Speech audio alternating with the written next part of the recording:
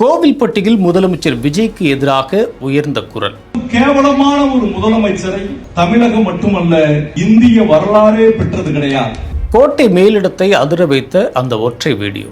மானகட்ட தமிழ்நாட்டினுடைய முதலமைச்சர் உன்னை சட்டமன்றத்துக்குள்ள வச்சு பாத்துக்கிறோம்டா.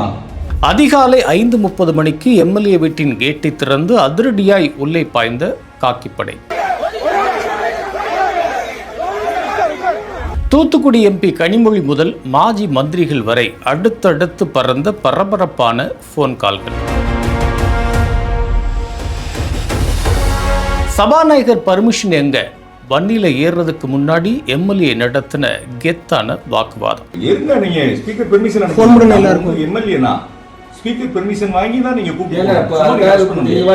என்ன துப்பாக்கி முனையில மிரட்டுறாங்க. ஜிஹெச் வாசல்ல அலர்ன எம்எல்ஏ. சென்னையிலிருந்து நள்ளிரவில் பறந்த அந்த சீக்ரெட் அலர்ட் மெசேஜ். ஜாமீன்லயே வர முடியாத இமாலய சட்டப்பிரிவு பாய்ந்த பரபரப்பு பின்னணி. திமுக எம்எல்ஏவை அதிகாலையிலேயே தட்டி தூக்கின முதலமைச்சர் விஜயோட அதிரடி ஆக்ஷனையும், புதுச்சேரியில் அமித்ஷா கொடுத்த ஒரு வார்னிங்கையும், அதிமுகவையே காலி பண்ணிட்டு சிவி சண்முகம் போடுற ஸ்கெட்சையும் தான் இன்னைக்கு நம்ம மிஸ்டர் நிறையால பார்க்க போறோம். வணக்கம், இது ஐஎன்டி வயர்.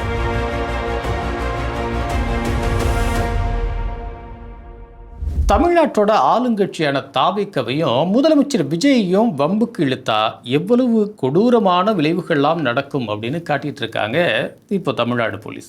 விஷயம் என்னன்னா, கடந்த ஜூலை 18ஆம் தேதி இரவு கோவில்பட்டியில் நடந்த ஒரு பொதுக்கூட்டத்தில் பேசின விளாத்திக்குளம் தொகுதி திமுக எம்எல்ஏ மார்க்கண்டேயன் முதலமைச்சர் விஜயோட எலும்புகளை உடைப்போம் அப்படிங்கிற ரீதியில செம காரசாரமா மைக்கு பிடிச்சு பேசியிருந்தார். மானகட்ட தமிழ்நாட்டினுடைய முதலமைச்சர் உன்னை சட்டமன்றத்துக்குள்ள வச்சு பாத்துக்கிறோம்டா. நாங்க என்ன கோமாளி பையில நினைச்சுக்கிட்டு இருக்கிற? சட்டமன்றத்தை பூட்டுவானா? பூட்டினா உனக்கு எலும்பு இருக்காது, உடைச்சிட்டு தான் உன்னை அனுப்பி விடுவானா. அவ்வளோதான். இந்த ஸ்பீச் வீடியோ அடுத்த சில மணி நேரத்தில் டைரக்டா கோட்டையில் இருக்கிற ஆட்சி மேலிடத்துக்கு போயிருக்கு. வீடியோவை பார்த்த அடுத்த நாளே, அதாவது ஜூலை 19ஆம் தேதி அன்னைக்கு அந்த எம்எல்ஏவை உடனடியாக அரெஸ்ட் பண்ணுங்க அப்படின்னு சென்னையிலேருந்து ஹோம் டிபார்ட்மெண்ட் ஆர்டர் போட்டுருச்சு. உடனே ஒரு ஸ்பெஷல் டீமை போட்டு மார்க்கண்டேயனோட மூமெண்ட்ஸை 24 மணி நேரம் கண்காணிக்க ஆரம்பித்தாங்க.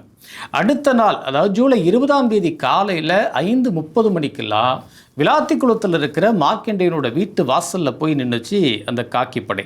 காலையில் 5:50 மணிக்கு வீட்டோட மெயின் கேட்டை திறந்த போலீஸ் டீம் அங்கிருந்த உதவியாளர்கள் மற்றும் அவங்க குடும்பத்தினர்கிட்ட எம்எல்ஏ உடனே கூப்பிடுங்க, தூத்துக்குடி எஸ்பி ஆர்டர் போட்டிருக்காரு, இந்த அருகுது அரெஸ்ட் வாரண்ட்டு அப்படின்னு அதிரடியாக நோட்டீஸை கொடுத்தாங்க. உடனே பதறி போன உதவியாளர்கள் இந்த விஷயத்த சொன்னதும் மார்க்கண்டேயன் உடனே ஃபோனை எடுத்து தூத்துக்குடி எம்பி திமுக துணை பொதுச் செயலாளரான கனிமொழி, அப்புறம் முன்னாள் அமைச்சர்களான அனிதா ராதாகிருஷ்ணன், கீதா ஜீவன், இவங்க எல்லாருக்கும் ஒரு தகவலை தட்டி விடுறாரு. அப்புறம் ஒரு 3/4 மணி நேரம் கழிச்சு வெளியில் வந்து போலீஸை பார்த்த மார்க்கண்டேயன், நான் சட்டசபை எம்எல்ஏ, என்ன கைது செய்யணும் அப்படின்னா சபாநாயகரோட பர்மிஷன் வேணும், வாங்கிட்டீங்களா? ஸ்பீக்கர் பெர்மிஷன் இருங்க, நீங்க ஸ்பீக்கர் பெர்மிஷன் ஃபோன் பண்ணுங்க எல்லாருக்கும். எம்எல்ஏனா ஸ்பீக்கர் பெர்மிஷன் வாங்கி தான் நீங்க அப்படின்னு கேட்டு அந்த கைதுலேருந்து ஏதாவது ஒரு காரணத்தை சொல்லி அதை தடுக்க பார்த்துருக்கிறார். ஆனால் வந்திருந்த போலீஸ் அதிகாரி ரொம்ப அசால்ட்டா, சார் இந்த கேஸுக்கெல்லாம் இதெல்லாம் தேவையில்லை சார் அப்படின்னு ஒரே போடா போட்டு சில நிமிஷங்கள் நடந்த ஒரு வாக்குவாதத்துக்கு அப்புறமா வண்டியில் ஏற்றி தூக்கிட்டு போயிட்டாங்க. போலீஸ் வண்டி நேராக தூத்துக்குடி எஸ்பி ஆஃபீஸ்க்கு போய் நின்றுச்சு. அங்கே திமுக தொண்டர்கள், நிர்வாகிகள் எல்லாம் திரண்டு நின்று பிரச்சனை பண்ணிடக்கூடாது அப்படிங்கிறதுக்காக வாசல்லையே வரிசையாக பாடிகார்டெல்லாம் போட்டு லாக் பண்ணி வச்சுருந்தாங்க. இருந்தாலும் தகவலை கேட்டு முன்னாள் அமைச்சர்கள் அனிதா ராதாகிருஷ்ணன், கீதா ஜீவன், கோவில்பட்டி திமுக எம்எல்ஏ கருணாநிதி, திமுக வழக்கறிஞர்கள், தொண்டர்கள்னு ஒரு பெரிய பட்டாளமே அங்கே திரண்டுட்டாங்க. மார்க்கண்டேயனை எஸ்பி ஆஃபீஸ்க்குள்ளே இருக்கிற மாவட்ட குற்றப்பிரிவு ஆஃபீஸ் ரூமில் கொண்டு போய் உட்கார வச்சாங்க. வெளியே நின்ற முன்னாள் அமைச்சர்கள், நாங்கள் எம்எல்ஏவை நேரில் மீட் பண்ணணும் அப்படின்னு எவ்வளவோ போராடியும் போலீஸ் அதை காது கொடுத்து கூட கேட்கல. வழக்கறிஞர்களை கூட உள்ளே விடலை. ஐயா, நாங்கள் எல்லாரும் வரல, எங்களை ஒரு 4 பேரையாவது உள்ளே அனுமதிக்கணும் அப்படின்னு கீதா ஜீவனும் அனிதா ராதாகிருஷ்ணனும் கெஞ்சி பார்த்தும் கொஞ்சம் தோரணையாக பேசி பார்த்தும் கூட போலீஸ் ஸ்ட்ரிக்டாக நோ சொல்லிட்டாங்க. இதனால அங்கே பயங்கர தள்ளுமுள்ளெல்லாம் ஏற்பட்டுச்சு. கடுப்பான திமுகவினர் எஸ்பி ஆஃபீஸ் எதிரிலேயே ரோட்லேயே போய் உட்காந்து மறியல் பண்ண ஆரம்பித்ததும் போலீஸ் எல்லாரையும் கூண்டோட அள்ளிட்டு போய் ஒரு பிரைவேட் மண்டபத்தில் போட்டு பூட்டி வச்சுட்டாங்க. அப்புறம் சாயங்காலம் 7 மணிக்கு மேலே மார்க்கண்டேயனை தூத்துக்குடி அரசு தலைமை மருத்துவமனைக்கு கூட்டிகிட்டு வந்தாங்க. அப்போ ப்ரெஸ்ஸு அப்புறம் இந்த மீடியா கேமராக்கெல்லாம் பார்த்த உடனே ஐயோ என்னை துப்பாக்கி முனையில் மிரட்டுறாங்க பாஸ் அப்படின்னு மார்க்கண்டேயன் கத்த போலீஸ் அவரை சட்டையை பிடிச்சி இழுத்துட்டு ஓடினாங்க. கொண்டு போய் அடிக்க பார்க்கறாங்க, துப்பாக்கி முனையில மிரட்டுறாங்க, துப்பாக்கி முனையில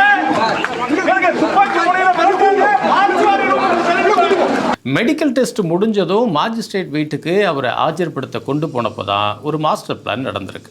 மெடிக்கல் டெஸ்ட் முடிஞ்சதும் மாஜிஸ்ட்ரேட் வீட்டுக்கு அவரை ஆஜர்படுத்த கொண்டு போனப்போ திமுக தொண்டர்கள் மற்றும் டிவிக தொண்டர்கள்னு ஏகப்பட்ட கூட்டம் அங்கே இருந்ததுனால வீட்லையெல்லாம் வச்சு இதை டீல் பண்ண முடியாது அப்படின்னு மாஜிஸ்ட்ரேட் சுமதி நேராக தூத்துக்குடி கோர்ட்டு JM 1ல் என்ட்ரி ஆகி இப்போ ஸ்டார்ட் பண்ணுங்க உங்கள் ஆர்கியூமெண்ட்டை அப்படின்னு சொல்ல ஆரம்பித்த உடனேயே இருதரப்பு வாதங்களும் சும்மா அனல் பறக்க ஸ்டார்ட் ஆனுச்சு. இந்த ஆர்கியூமெண்ட்டில் திமுகவை சேர்ந்த நல்ல அனுபவமிக்க வழக்கறிஞர்கள் இருந்தாங்க. ஆனால் அனுபவம் குறைவாக இருந்தாலும் தாவேக்கு தரப்பில் இருந்த வழக்கறிஞர்களோட எண்ணிக்கை திமுக வழக்கறிஞர்கள் எண்ணிக்கையை விட கொஞ்சம் அதிகமாகவே இருந்துச்சு. கூட்டம் அதிகமாக இருந்தால் போதுமா, எங்கள் எக்ஸ்பீரியன்ஸை பாருங்கள் அப்படின்னு திமுக தரப்பில் கிட்டத்தட்ட 35 நிமிஷமாக தங்களோட தரப்பில் உள்ள அந்த நியாயங்களை காரசாரமாக மாஜிஸ்ட்ரேட் சுமதி முன்னாடி முன் வச்சாங்க. அதுக்கு ஈக்குவலாகவே தாவேக்க தரப்பு வழக்கறிஞர்களும் அரசு தரப்பு வழக்கறிஞர்களும் சும்மா அனல் பறக்க வாதங்களை முன் வச்சதும் கடைசியாக இருதரப்பு வாதங்களையும் கேட்டு இறுதியாக மாஜிஸ்ட்ரேட் சுமதி மார்க்கண்டேயனை 15 நாள் பாளையங்கோட்டை சிறையில் வைக்க சொல்லி ஒரு ஆர்டரை போட்டிருக்காங்க. ஏற்கனவே போன முறை அனிதா ராதாகிருஷ்ணன் மேலே வழக்கு போட்டு நைட்டோட நைட்டாக ஜட்ஜி முன்னாடி கொண்டு போய் ஆஜர்படுத்தினப்போ நீதிபதி அவரை சொந்த ஜாமீன்லேயே ரிலீஸ் பண்ணிட்டார். அதே மாதிரி இந்த வழக்குலையும் எப்படியும் ஜாமீன் வாங்கிடலாம் அப்படின்னு திமுக வழக்கறிஞர்களும் முக்கியமாக திமுகவோட 2 மாவட்ட செயலாளர்களும் ரொம்ப பாசிட்டிவாக இருந்தாங்க. ஆனால் ஏன் இப்படி ஒரு திருப்பம் வந்துச்சு அப்படின்னா, அன்னைக்கு அனிதா ராதாகிருஷ்ணன் மேலே போட்டது சாதாரண 351 உட்பிரிவு 2 கீழ் போடப்பட்ட வழக்கு. இந்த முறையும் அந்த அனிதா ராதாகிருஷ்ணன் கேஸ் மாதிரியே சப்புன்னு முடிஞ்சிடக்கூடாது அப்படிங்கிறதுக்காக சென்னை மேலிடத்துலேருந்து ஒரு அலர்ட் மெசேஜ் டக்குன்னு வந்திருக்கு. வந்த உடனேயே அவர் மேலே 351 உட்பிரிவு 3 கீழே வழக்கு பதிவு செஞ்சுட்டாங்க. அதாவது கொலை மிரட்டல், பொதுமக்களிடையே வன்முறையை தூண்டுதல்னு ஜாமீன்லேயே வெளியில் வர முடியாத இமாலய பிரிவுகளில் மார்க்கண்டேயன் மேலே வழக்கு லாக் பண்ணதுனால திமுக தரப்பு இப்போ எவ்வளவோ போராடியும் மார்க்கண்டேயனை சிறை கம்பிகளுக்கு பின்னால் தான் பார்க்க முடிஞ்சிருக்கு. அடுத்ததாக புதுச்சேரி அரசியல் மற்றுக்கு வரும். நம்ம பக்கத்து மாநிலமான புதுச்சேரியில் கடந்த தேர்தலில் NR காங்கிரஸ் பாஜக கூட்டணி ஜெயிச்சு ரங்கசாமி முதலமைச்சரானார். அவரோட சேர்ந்து நமச்சிவாயம், மல்லாடி கிருஷ்ணராவ், ராஜவேலு, சிவக்குழுந்து, ராஜசேகரன் இந்த 5 பேர் அமைச்சர்களாக பதவியேற்றுட்டாங்க. அதாவது NR காங்கிரஸ் சார்பில் 3 பேரும் பாஜக சார்பில் 2 பேரும் மந்திரியானாங்க. ஆனால் கொடுமை என்னன்னா, பதவியேற்று பல நாட்களாகியும் அமைச்சரவையில் யார் யாருக்கு என்னென்ன துறை என்ன இலாக்கா அப்படின்னு இன்னும் ஒதுக்கீடு பண்ணாமல் வச்சுருந்தாங்க. சபாநாயகரை கூட இன்னும் தேர்வு செய்யாமல் சும்மா தொங்கலில் தான் வச்சுருந்தாங்க. இந்த நிலைமையில தான் வர ஜூலை 25ஆம் தேதி அன்னைக்கு மத்திய உள்துறை அமைச்சர் அமித்ஷா புதுச்சேரிக்கு வரப்போறார். அதனால டெல்லியிலேருந்து முதலமைச்சர் ரங்கசாமிக்கு ஒரு பயங்கரமான வார்னிங் மெசேஜ் பறந்திருக்கு. அமித்ஷா புதுச்சேரிக்கு வர்றதுக்குள்ள ஒழுங்கா அமைச்சர்களுக்கு இலாக்காக்களை ஒதுக்கி முடிங்க, இல்லைன்னா அதுக்கப்புறம் வரப்போற தீவிரமான விளைவுகளை சந்திக்க தயாரா இருங்க அப்படின்னு மிரட்டியிருக்காங்க. அவ்வளோதான். டெல்லி வார்னிங்கை பார்த்து மிரண்டு போன முதல்வர் ரங்கசாமி உடனடியாக ஜூலை 20ஆம் தேதி கவர்னரை நேரில் சந்தித்து அமைச்சரவையில் இலாக்கா ஒதுக்கீடு தொடர்பான கடிதத்தை கொண்டு போய் கையோடு கொடுத்துட்டு வந்திருக்கிறார். கடைசியாக அதிமுகவை அதிர வைக்கிற CV சண்முகத்தோட மூமெண்ட்ஸ் என்னன்னு பார்ப்போம். அதிமுகவில் எடப்பாடி பழனிசாமிக்கு எதிராக இப்போ ஒரு பயங்கரமான புரட்சி வெடிச்சிட்டு இருக்குன்னு தான் சொல்லணும். விழுப்புரம் மாவட்டத்தை சேர்ந்து CV சண்முகத்தோட ஆதரவு நிர்வாகிகளான கிட்டத்தட்ட 1300 பேர் அதிமுகவில் தாங்கள் வகித்த அந்த கட்சி பதவிகளை ஒட்டுமொத்தமாக ராஜினாமா பண்ணிட்டாங்க. முன்னாள் MLA அர்ஜுனன், ஜெயபேரவை பாலசுப்ரமணியன் இவங்க உட்பட சுமார் 200 முக்கிய நிர்வாகிகள் நேராக சென்னை மெரினாவில் இருக்கிற இந்த ஜெயலலிதா சமாதிக்கு போய் கண்ணீர் மல்க ஒரு கும்பிட போட்டு ஒரு சபதம் எடுத்தாங்க. அங்கேருந்து கிளம்பி போய் சில நிர்வாகிகள் மட்டும் ராயப்பேட்டையில் இருக்கிற அதிமுக தலைமை அலுவலகத்தில் மேனேஜர் மகாலிங்கத்தை மீட் பண்ணி 1300 நிர்வாகிகளோட அந்த மொத்த ராஜினாமா கடித பட்டியலையும் தூக்கி கையில் கொடுத்துருக்காங்க. CV சண்முகத்தோட தீவிர ஆதரவாளர்களான இவங்க எல்லாருமே எடப்பாடி பழனிசாமி மேலே செம்ம கடுமையான புகார்களை சொல்லி தான் கட்சியிலேருந்து விலகியிருக்காங்க. ஆனால் உண்மையில் என்ன நடந்திருக்குன்னா, சிவி சண்முகம் ரொம்ப நாளாகவே தாவேக்காவோட சிக்னலுக்காக வெயிட் பண்ணிட்டு இருந்தாராம். சமீபத்தில் புதுச்சேரி முதலமைச்சர் ரங்கசாமி மூலமாக தாவேக்க பொதுச் செயலாளரும் தற்போதைய அமைச்சருமான புசி ஆனந்த் கிட்ட சிவி சண்முகம் நேரடியாக பேசியிருக்காரு. அந்த பேச்சுவார்த்தையில் சிவி சண்முகத்துக்கு தாவேக்காவில் ஒரு மாசான கட்சி பதவி கொடுக்கப்படும் அப்படின்னு தலைமை ப்ராமிஸ் பண்ணியிருக்கான். இந்த கிரீன் சிக்னல் கிடைச்ச அடுத்த செகண்ட் தான் இந்த ராஜினாமா ஆட்டம் ஸ்டார்ட் ஆகியிருக்கு. கூடிய சீக்கிரமே ஆயிரக்கணக்கான நிர்வாகிகள் மற்றும் தொண்டர்களோட சிவி சண்முகம் தாவேக்காவில் அதிகாரப்பூர்வமாக இணைய போறாராம். இன்னைக்கு நிறையார்கிட்டேருந்து வந்த அத்தனை விறுவிறுப்பான அரசியல் விவரங்களையும் உங்ககிட்ட ஷேர் பண்ணிட்டோம்.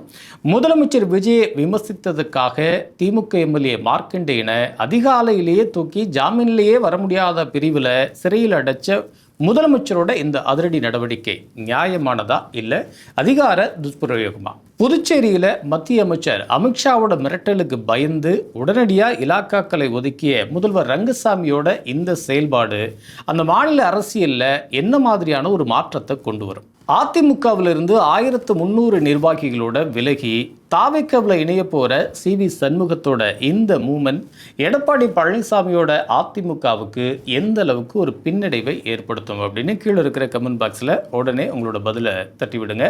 இதே மாதிரி தமிழ்நாட்டோட ஹாட் அரசியல் மற்றும் இன்சைட் அப்டேட்ஸை உடனுக்குடன் தெரிஞ்சுக்கணும்னா உடனே மறக்காமல் நம்ம INT Wire சப்ஸ்கிரைப் பண்ணிக்கோங்க.